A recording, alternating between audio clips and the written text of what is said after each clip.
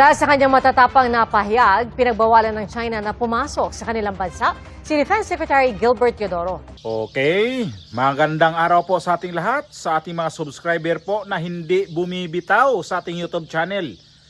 At marami pong salamat sa inyong suporta at pagtiwala sa mga bagong subscriber po dyan. Welcome po sa ating YouTube channel. Sa mga datihan ko pong mga subscriber po na nandyan po ang inyong mga pangalan lagi sa comment section. Marami pong salamat sa inyong tiwala at suporta sa ating mga opinion dito sa reaction sa ating YouTube dito sa ating YouTube channel o sa lugar diha sa Pilipinas sa San Carlos, Pilar, Bohol, kung saan ako lumaki, saan ako pinanganak, ang mga kaigsuunan diha, mga silingan, mga kaparyentihan, tanan na ay mga taga Bohol nga nag-migrate na sa laing lugar. Halimbawa lang nagiging OFW, nagagaya ko, nag-OFW ako dito sa Spain. Welcome po sa ating YouTube channel. Marami po salamat sa inyong suporta ha. Eto, matindi tong si Gilbert Teodoro, doble malas. Ito yung sinasabi ko nga. Ang tao nga naman no, kapag nagkaroon din ng kapangyarihan ba sa kunting kapangyarihan lang ang kapangyarihan kasi, lalo pag appointed ka lang naman sa presidente, hindi ka ho dyan hindi ka po pwede dyan na isipin mo na habang buhay ka. Appointed ka man, elected ka man, mayroon talagang panahon na may hangganan yan. At ito si Gibo Teodoro, itong DND secretary ngayon, doble dagok ang nangyayari sa kanya. Alam niyo kung bakit? Bawal ho siya pupunta sa China. Mainland China, bawal ho siya doon. Blacklisted siya doon, hindi siya makapasok, hindi siya makaapak ng China. Ang sabi daw dito ni ang balita, kibit-balikat lang naman daw si Gibo Teodoro dito. Tingnan natin kung ito naman kasi, oo, aminin natin, ang mga Chinese, mayroon din naman talaga kasing mayroon din naman kasi talaga ang mga Chinese din na ginawa sa Pilipinas na hindi rin maganda. Pero during the time lang naman niya ni Bongbong Marcos, bakit yung panahon ni Tatay Digong nagkaroon ho ng mga alingas-ngaso yan pero naayos yun. Hindi kagaya ngayon na sa halip na ayusin nila, makipag-usap sila by diplomacy, hindi nila nagawa ho ito. Kaya itong China nagiging tigre na sa Pilipinas. Hindi naman lahat ng mga Pilipino nagiging tigre itong mga Chinese sa panggobyerno ni Bongbong Marcos. At ito yung balita ipasok ko tong balita ha, panoorin natin. Dahil sa kanyang matatapang na pahayag, pinagbawalan ng China na pumasok sa kanilang bansa si Defense Secretary Gilbert Teodoro. At damay din sa ban ng asawa at anak ng kalihim. Saksi si Marisol Abduraman. The problem is if there are rivalries that do not, you have rivals who do not follow rules and then try to use their size like China against you. Yun ang mistrust, no? Kasi hindi na nga sumusunod sa batas, galit pa. Isa lang yan sa mga naging pahayag kamakailan ni Department of National Defense o DND Secretary Gilbert Teodoro kaugnay ng China. Ganti ngayon ng China bilang pagkastigo sa kanya, travel ban kay Teodoro, kanyang asawa at anak sa mainland China. Pero tila ipinagkibit-balikat lang ito ni Teodoro. Sabay sabing karapatan naman ng China na magpatanong ganyang sanksyon o parusa. Ganoon naman talaga niya ang ginagawa nila sa mga nagsasabi ng katotohanan saan niya ipandilin lang ng China. Sa kabila nito, itutuloy ni Teodoro ang kanyang tungkulin at itataguyod ang bansa sa harap ng anyay kasama ang ginagawa ng China sa Pilipinas at sa karagatan. Sabi naman ng Department of Foreign Affairs, hindi ito sang-ayon sa ginawa ng China sa pamilya ni Teodoro. Pero sovereign rights nila ito. Tingin namin hindi tama yung pag-ban nila kay Secretary Teodoro at sa kanyang pamilya. However, ito pa rin sovereign right nila yan. Kagaya din natin kung gusto nating i-ban na certain people. Gayunman, hindi anya ito gawain ng Pilipinas. Susubukan nila nilang talakayin ito sa mga otoridad ng China. We've never imposed any sanctions. And kung meron man, then kung meron silang pagkakamali, then we have a diplomatic protest. Yun ang ginagawa natin. But we don't impose sanction. Sinusubukan pa naming kunan ng pahayag ang palasyo ukol dito. O anong masasabi natin dyan sa balita na yan? confirm nga na itong si Teodoro hindi na hindi tatanggapin sa China. O di blacklisted ka doon. Hindi ka pwede doon na lumapag ka doon. Kung may kailangan ka sa China, na mainland China, papasok ka sa China, hindi ka pwede doon. Bawal ka, at hindi lang siya mismo ang hindi tanggapin, pati pamilya niya. Bawal, banned siya doon. Bawal, basta as in bawal.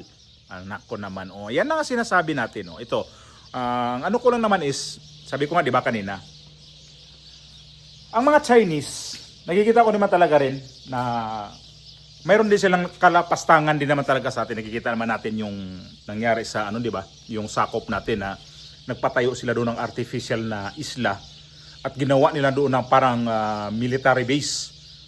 So ginamit talaga nila yun, pero atin ho yan. Kaya lang, depende ho yan sa pakikiusap na hindi naman masyadong panghaharas talaga ang ginagawa nila hanggang ngayon. Si Bongbong Marcos, 4 na taon na sa kanyang serbisyo, pero ang ginawa ng China, 4 na taon na rin silang panghaharas sa Pilipino, lalo sa mga mangingisda. Kaya, itong presidente kasi ito, hindi kasi marunong siya makipag-usap sa China. Gusto niya lang kasi itong mga tauhan niya ang makipag-usap. Iiba ho yung trabaho ng mga yan, Mr. President. Ang mga trabaho niya mga yan ay parang susuportaan ka lang. Ang ano niyan talaga, ikaw mismo mag-effort niyan, makipag-usap ka dito sa presidente ng China, itong si Xi Jinping. At ngayon si Teodoro, isa ho ito sa grabe niyang pag-atake sa China. At ito na pala niya ngayon, hindi siya pwede makapasok sa China.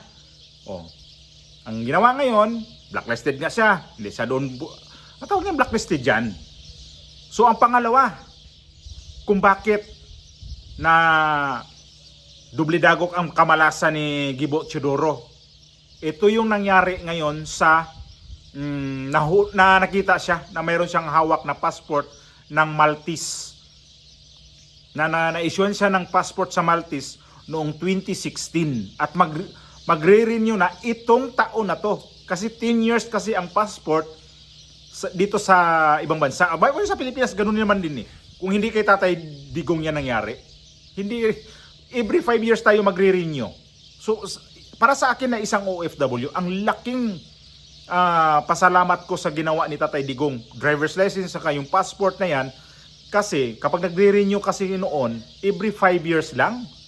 Passport, 5 years. Pupunta pa kami ng Madrid, kukuha pa kami ng schedule, tapos mamasahi pa kami, napakalayo namin ng Madrid. Mamili na lang kami kung alin mas makamura-mura. Mag-eroplano ba o mag-train? Yan ang ano namin doon, papunta ng Madrid noon.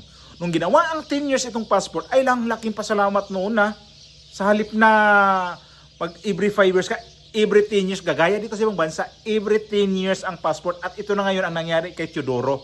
Men and uniform galit sa kanya. At ito yung hudyat na ba na itong si Teodoro hindi nagagalangin dito sa mga men and uniform. Ito yung balita ng ito sa balita to sa kinuha ko to sa Abante, mga legit itong mga online news. Tingnan. Online news ng Abante. Nakita ko to kanina. Si Teodoro, ano bang nangyari kay Teodoro? Kasopangan mo bakit siya na-issue ng Maltese passport? Ano niya? Anong transaksyon niya sa mga Maltese? Ilagay ko na rin sa screen yung babasahin ko tingnan natin ito. Okay. Ano pala to? Galing to sa DWAR Abante Radio. Abante Radio nga. Yan. Yan. Diyan ko kinuha basahin natin to. Okay, sandali lang maiksi lang naman to exclusive. Ilang active men and uniform nakatakdang magsampa ng kasong perjury laban kay Defense Secretary Gilbert Teodoro dahil umano sa pagsinungaling na wala siyang foreign passport. Nasilip ng grupo ng MIU na may Maltese passport si Secretary Teodoro na inisyu noong December 2022-2016 na mapapasok ngayong December 22, 2026. Paglilinaw ng grupo ng active men and uniform na hindi sila ang nasa likod ng napabalitang destabilisasyon. Oh, mayroon pala talagang mayroon talaga tong di pa to tapos tong mga issue na to ganyan. Okay, ganito. Kunting paliwanag lang, kunting ka lang ha. Bakit siya na-issuehan ng Maltese passport? Anong mayroon diyan sa Malta? Pwede silang binili nila to? Pwede silang may ari-arian diyan? At pwede rin siya, di naman ka makakakuha ng foreign passport kapag hindi ka rin nag-apply din ng citizenship nila. Di ka naman pwede bigyan yan eh. Halimbawa ako, mag-apply ko ng citizenship dito sa Spain. Kaya lang ayaw namin, ayoko. Babalik ko na Pilipinas. Hindi kami i-issuehan ng passport kapag hindi kami ng Spanish citizen. So kailangan muna namin mag-Spanish citizen para issuehan kami ng passport ng Espanya.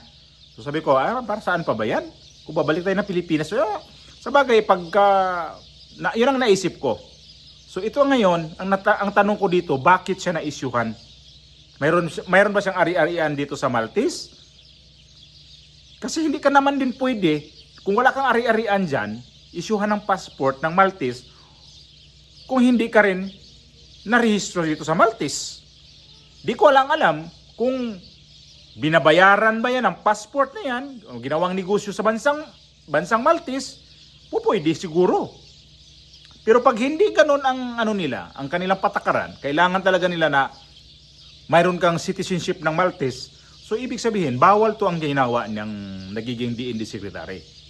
Hindi siya pure Pilipino. Kagaya to ni Erwin Tulfo. Ito si Tulfo, American citizen ho ito. So nagiging issue to kay Tulfo noon. Kaya hindi siya tinanggap sa DSWD secretary dahil dun sa kanyang citizenship ng Amerikano. Ito rin itong men and uniform, MIU, ito yung dahilan ngayon na magsampa sila ng kaso o reklamo dito kay Teodoro. Under mo yung mga yan, niluluko mo sila. Tapos ngayon, ikaw, perti kang siga-siga sa China, ngayon, ang nanapala mo. Di ka makapasok ng China. Ang yabang mo, na humarap sa mga media, na ikaw ay isang DND secretary, pero may Maltese passport ka, niluluko mo ang taong bayan. Mangluluko ka pala. Kaya galit itong mga men and uniform. Active ha? Hindi ho to mga retired. Active ho itong galit kay Teodoro. So buti nga sa kanya. Gaba na to. Ito yung sinasabi na karma na talaga. So pailan nyo ng kaso to men and uniform. Huwag kayong huwag nyo tong i-baby nyo tong DND secretary na nang luluko. Hindi lang ang mga men and uniform niluluko dito. Tayong mga Pilipino, buong Pilipinas ang niluluko nito. Hindi ka pala Pilipino eh. Bakit ka tinanggap mo to? Bakit to nakalusot to sa kanyang confirmation sa Senado? Hindi to nasilip noon. Kasi panahon pa to ni Tatay Digong I think na-appoint din to ni Tatay Digong ng pagkasekretary ng DND. Dito nasilip noon ni Tatay Digong sa kanyang administrasyon na yung yung dating DFA secretary nasilip din ho yun. Yung si Yasay na American citizen, kaya di rin siya natuloy sa kanyang pagka DFA secretary. At ito pala siya noong 2016 pa. So panahon pa yun ni Tatay Digong, so kinuha siya ng DND secretary nung panahon na yon. Anong taon yon? Hindi ko na matandaan. So hindi pala siya Filipino citizen. Nalusutan na naman yung administrasyon ni Pangulong Duterte. At ito ngayon. Ngayon, pumalag itong mga men and uniform kay Gibo Teodoro. Pumalag ang China. Bote nga sa'yo, Teodoro. Ipal mo kasi. Ang kapal ng mukha mo kasi. Leche ka.